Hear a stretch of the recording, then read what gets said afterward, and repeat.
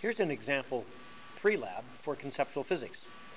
For instance, lab 32.2 is about springs.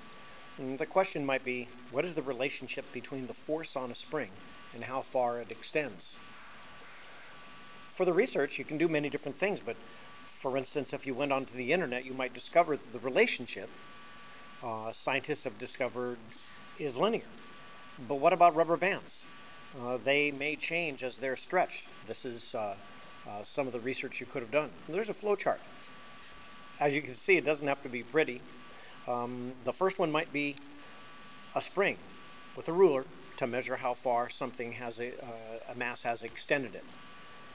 In the next box, possibly we want to show the spring now stretched farther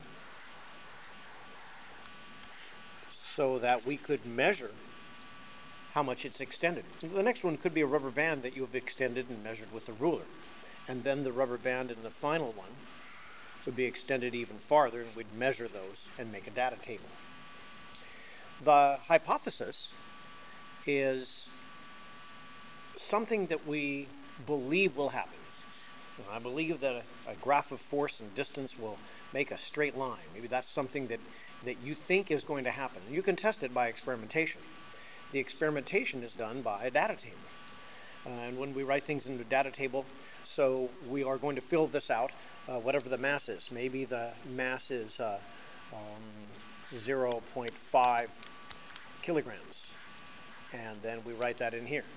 And well, the weight, you multiply that by 9.8, as it says in the lab sheet. And then we'll get a distance. The distance maybe is 20 centimeters. So that would be 0.20 meters. We could do that for springs and rubber bands. At that point, we're ready to actually do the experiment and see how it works out.